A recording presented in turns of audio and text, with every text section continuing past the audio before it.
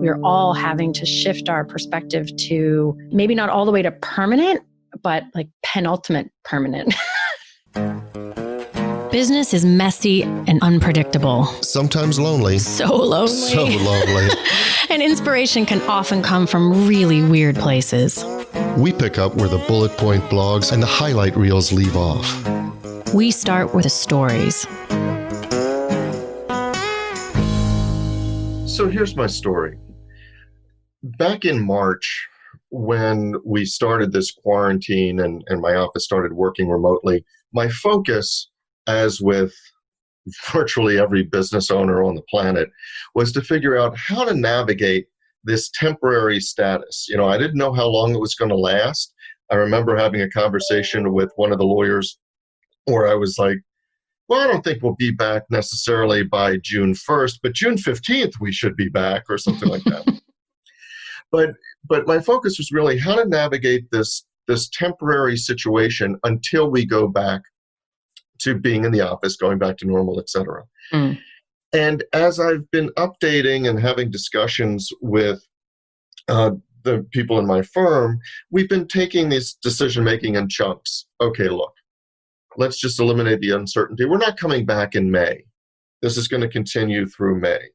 And then, we're not coming back in June. This is going to continue through June. But I've noticed that there's been a shift in my thinking, and this has been mirrored in conversations with other clients, where it's gone from this temporary thinking, how do we navigate this thing, to let's start to restructure so that to the extent we wanted to, this could be more permanent. Mm-hmm. That a lot of the arrangements that we made in haste through temporary or through remote access, we're going to try to make them permanent. We're going to upgrade our systems. We're going to change our structure. We're going to change our communication styles. We're going to rearrange the kind of meetings and when we have them and with whom we have them. Because instead of just transforming for the time being, I've started looking at transitioning to a new way of doing business without having to make these, well, in May we'll do this, but then June 1st will be okay. And June we'll do this, but July 1st will be changing. Yeah, no, that's it reminds me a tiny bit of our first house that we bought in 1999. We never explicitly said this, but I think we both kind of just thought it was a starter house. I feel like we always thought we were going to move soon, kind of. And there were several times we're like, oh, let's get this together and move. And there was one time, many years, we ended up living there for 12 years, but I think around like 8 years in, we thought we were going to look for a house. We looked around a little bit, didn't find what we wanted, decided to stick around. And I remember a good friend of mine saying, and this was the first time that I realized that we had this mindset. She said, okay, if this house that you're trying to buy doesn't work out, can we finally move you into your house? And I was like, what do you mean? I've lived here for 8 years. And she goes, yeah, you haven't put anything on the walls.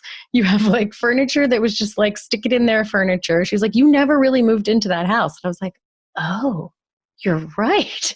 And so it's a little bit like that, where I've seen partial things like what you're talking about, where there was initial thing where if you're only gonna be there for a few weeks, you're not going to get like a bigger monitor or a better chair or filing system, some places to put your papers, because you're like, this is temporary. I'm not going to invest time and energy and money into it. And then I've seen little practices of like, well, I need a more comfortable, like I keep making trips to my office. I went back to get a more comfortable chair. I went back to get some things that I could put things in. Like I need a container where I can put like my pens and stickies and stuff, so they're just not all over the desk, like slowly, but I've not yet quite gotten to that, really, really, really move in place. So I'm curious, do you think that you are getting, because there's two ways that sort of move from temporary to transitional happens. One is as you just settle into the fact that this is going to be a while, but the minute you can, you're going to go back. So there's that versus the kind of opening up of, hey, there's actually things that aren't so bad about this. And I don't know how to define those two, but they feel different to me.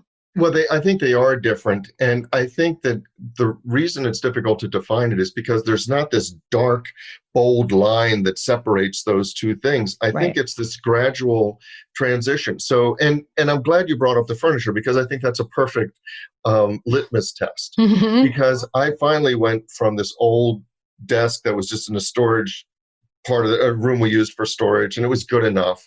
Yep. I now have, I actually have a real desk. I now have my 3 monitor setup. I did get my new chair Right. because I was like, oh, okay, now I'm going to invest in being here. Another example is Like, I'm Lacey. not going to sit on an uncomfortable dining room chair for a year. Right. Lacey, one of my lawyers, when we went into quarantine, we're doing meetings over Microsoft Teams and all that stuff, and her audio keeps going in and out, or her computer freezes, and we're like, oh, that's a pain, but it's a home office, it's for quarantine, we can deal with it. Right. To, okay, I got my IT guy on it, we're upgrading the router, we're upgrading, all this stuff, because we're willing now to invest in what had been its temporary thing to get through. We're willing to invest in the business model and processes that make remote non-temporary. Right. And then I think that's where it ties into the other one, because once it works, once you have the processes set up, then you have the option of choosing between the two. Because Right. let's assume that you've gotten them to the fact where they are equa working as far as the technology. Now that's notwithstanding the things that, I often bring up the architecture firm. There are some parts of that process where my husband, at his firm, where something is lost by trying to do it not collaboratively, not being able to all be around a thing and see it together. Like, that is harder. And so that's never going to be easier without that. But no, but it doesn't have to be a binary choice. He can right. say, look, there are certain things that we need to do together as soon as we're able to do it safely together. Yeah. But that doesn't preclude the investing in the things you can do really well remotely in terms of changing the business model. Right. Yeah. And it's funny.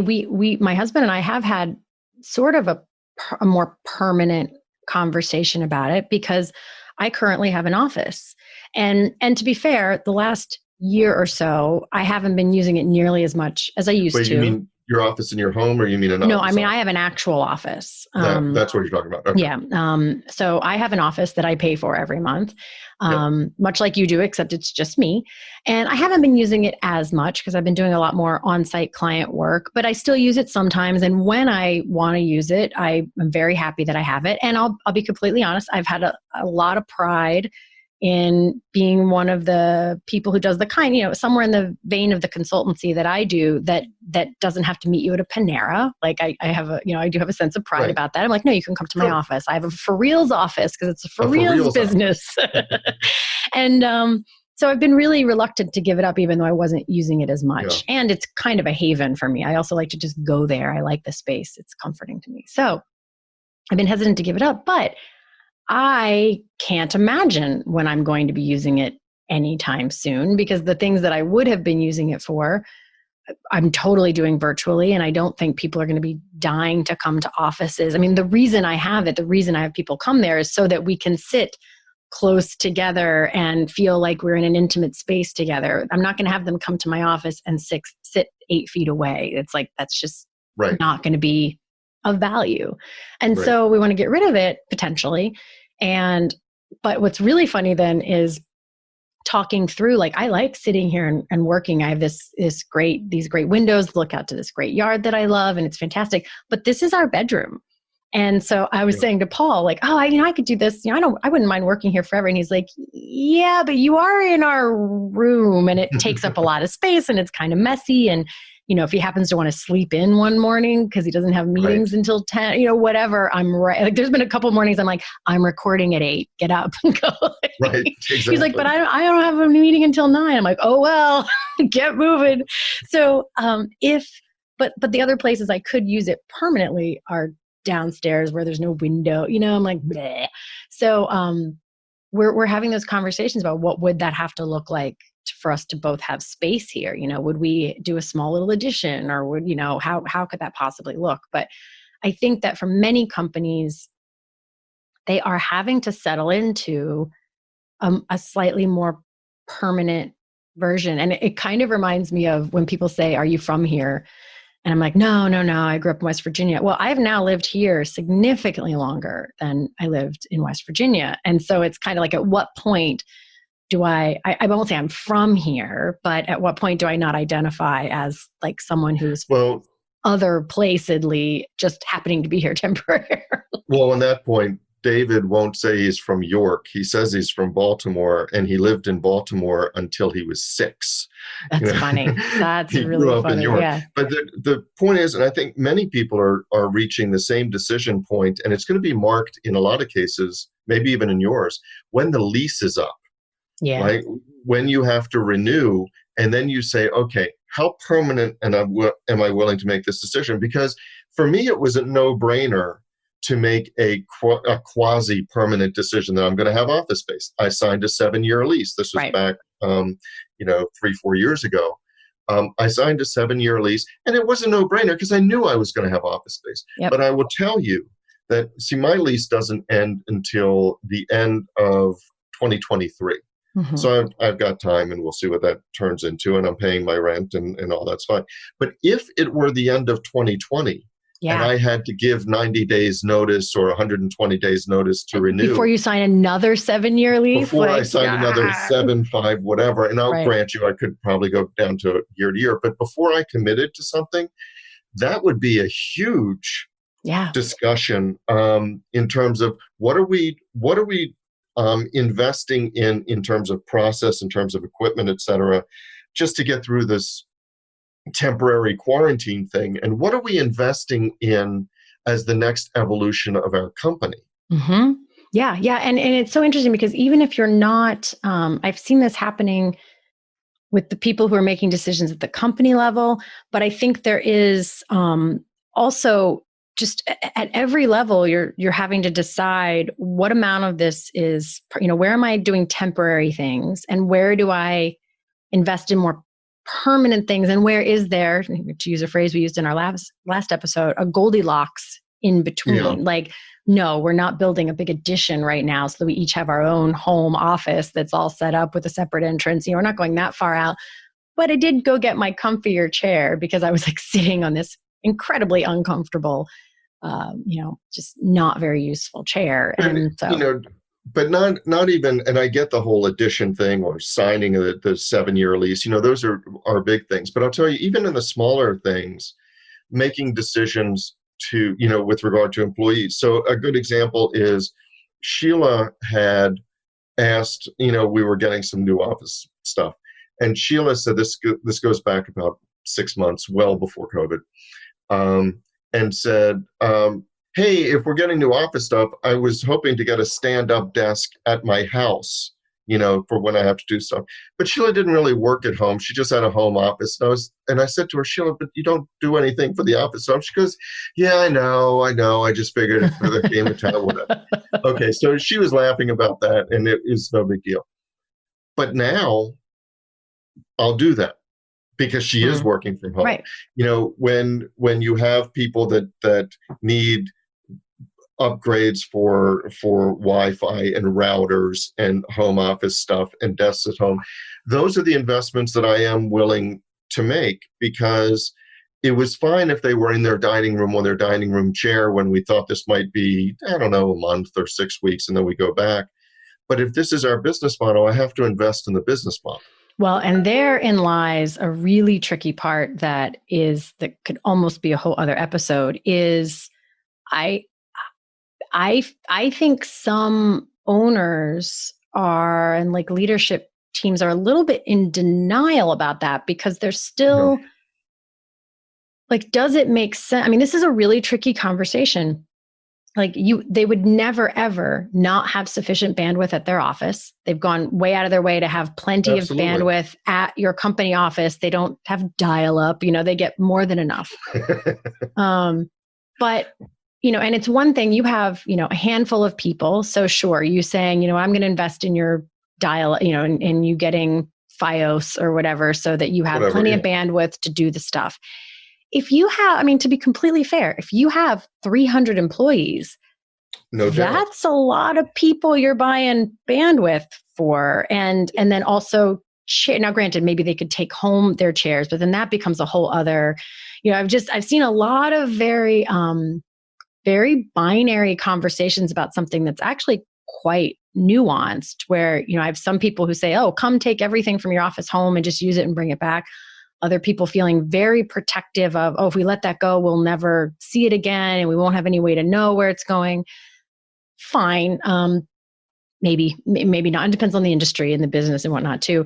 But this, where it's the responsibility of the company to trick out your home office, because then that also complicates with, well, it's my home office. I don't want if the company said, oh, we'll buy you this like disgusting cherry, whatever desk that, you're like, I don't want that in my house. I want this. Right. Well, you're not going to let each person go buy their, I don't know, or maybe it's a budget, but it's an yet another unknown territory of where are those boundaries of what the company needs to supply and how you handle office supplies. Is that now I was listening to a conversation the other day and the guy was like, well, it's not my job to make sure they have pens and paper. I'm like, well, that's funny because when they're at the office, you make sure they have pens and paper. Like, how's that different? He's like, well, how would that work? I do. I think it's really interesting because you're right. It shouldn't be a binary choice. And my first level in talking about this and telling the story is that I do think that a lot of businesses, mine included, have to start investing in what was a temporary solution and look to the aspects that you're going to keep as more or less permanent. But it's not binary. And the interesting part of it is when you talk about the cherry or the institutional office furniture, right. I have complete control and, for the duration of my lease, ownership of my space. So I can decide if I want to paint the walls red or if I want to have, institutional steel furniture or whatever I want to do. And can we take this moment just to pause for a split second for a moment of silence for our gorgeous podcast studio that you built that is all tricked out with gorgeous furniture and a green screen wall and microphones, and we got to use it twice? I know. Every time I go back there, I take a moment and just stare wistfully at the podcast studio. Yeah. But anyway, but it's my prerogative to figure out how if I'm the owner, how I'm going to create this office space. And then I bring on somebody new and I say, here's your office. This is your furniture. This is your chair. And maybe they can buy another chair. But now you transition to, there's shared dominion, right? You're an employee. I'm paying you to do work. And, if you're going to continue to do work for my company, then there are certain things that we have to do. That may be non-negotiable. And that could be the computer. You're going to use this computer. You may be a Mac person, but all of our stuff is on PC, or here's all the security we need, or firewalls, whatever. Okay. But you're right. I don't have the right to put an institutional desk in your space. And you do have certain rights to choose how you're going to be most effective at home. Sure, but I don't have to give you an American Express card and tell you to go nuts. Right. And that is where I think it's just a bit complicated. And there's just a whole other list of things that are tricky because conversations are coming up about, well, I don't have a printer here. And I do need to print and I don't need a printer for my house. So why would I buy a printer? I don't ever use a printer here. I was perfectly happy in a house that didn't have a printer until now, but I have to print for work all the time. And at work, I print. Again, talk about economies of scale. You're not going to put high volume, the efficient high volume printers in everybody's houses because that doesn't make sense. But inkjet printers, photocopiers, right? But inkjet printers are expensive to maintain. I mean, they're cheap to buy, but you wouldn't buy 200 people inkjet printers and then supply them with ink for months on end. I mean, that would be exorbitantly expensive. Not to mention, copies if you have to. So then there are these weird things of like, oh, we're going to go into the office to make these copies. Or will that shift to more like copy centers, more use of the Kinkos and whatnot? It's a lot of unknowns, but I absolutely think we're all having to shift our perspective to maybe not all the way to permanent, but like penultimate permanent. Yeah, I mean, we've looked at, upgrading not just the furniture and monitors and setups, but looking at navigating, okay, before, for example, we would send over certain contracts or agreements, and the recipient would generally print them out, sign them, scan them, Yeah. send them back, something like that. But now we're looking at various things for e-signature, DocuSign, and all of the I'm all of the surprised you weren't things using DocuSign before, but we weren't using it much because it wasn't our for engagement letters or something for our firm. We didn't really use it all that much. We didn't need it all that much. But now what we hear from a lot of people is that they're receiving the emails from us or the documents from us at a home office as opposed to at their office. And to your point about not everybody's going to have an inkjet printer and copiers, so we have to think about our clients' work environment and how we best integrate into what is their current situation, as opposed to being surrounded by support staff and all the equipment you could want. Yeah, it does. I mean, and I think that is kind of the point of this permanence conversation, is where the locus of control and the locus of focus, the locus of focus of every conversation when you have a central office, whether you're talking about employees or client relationship, is very sort of internal out. So like I know what I'm saying here, but I'm not saying it well. Like we are control, like all the decisions are about this space right here. And there's a little bit of, take it or leave it sort of thing. But now employee conversations have to consider where the employee is. Client conversations have to consider where the client is and what they have access to and how that works. And it goes from being this monolith of a conversation to a bunch of like smaller, tiny variables all over the place. So. Yeah, and we've gone so far as to make sure that clients know that it's not necessarily a 9 to 5. Our focus isn't 9 to 5, because some of our clients, no matter how high up you may be in a company, well, if they've got kids running around at home, a lot of times their most convenient time for a call is 8 o'clock in the evening or 9 o'clock in the evening. And, they avoid this time around the lunch hour because maybe it's kids, maybe it's they want to take a walk, maybe they want whatever. Yeah. But we should do another episode on that, which is like the shifting time frames of things, But that's absolutely part of the shifting business model, to make sure that our clients know that we are available when it turns out they're the most accessible. Yeah. No, exactly. And I think that whole shifting of the day, it's funny, as we're wrapping up here, is another piece to it where, I have teenagers and they're sleeping in the mornings and whatnot. And in the evenings, they're doing their own thing, but they come up almost every single day between 3 or 4 and like wander in to sit and talk to me and tell me stuff and hang out and want to do things. And I am, for the past few weeks, I am without fail on some call, can't talk to them. I'm making like the zip it not now face. But late last week, all of a sudden I was like, hold on. If that is when my teenagers, like, why don't I stop booking things at like 3 and 4 o'clock in the afternoon? Yes. If they aren't up here, I'll just use that time to work on stuff. But if they want my attention, if they're going to hang out with me for a little while before they go back and do their own stuff, like I can come back and work later. I can do other things. I can shift my time around. So yeah. And I think that's the real point to what I started out with on the story, that when I saw this as a temporary quarantine, I would note what the inconveniences were, but my mindset was that they were something to get through. Yeah. But now I'm taking a look at the inconveniences and I'm thinking, are they trends? Are they a signal that I have to shift things? Because this is not getting through it. This is just getting better at it. Yeah. And then how do you redesign around, like, are they inconveniences or are they, not to be cheesy, but are they actually opportunities that you can kind of work around and do your day a little differently? So love it. So that's our story. But the discussion doesn't have to end here. No, it does not. In fact, we don't want it to. No, we don't. That is why we actually have our private Facebook group, which we started to make sure that we could get your comments, your rants, your thoughts, your stories. Your stories. You can find links to that group as well as show notes and links to subscribe via email and how to find us just about anywhere you can possibly find podcasts at sohere'smystory.com. And you can also find us on Facebook and Twitter at SHMS Podcast. And since we know it takes a village. Yes, it does.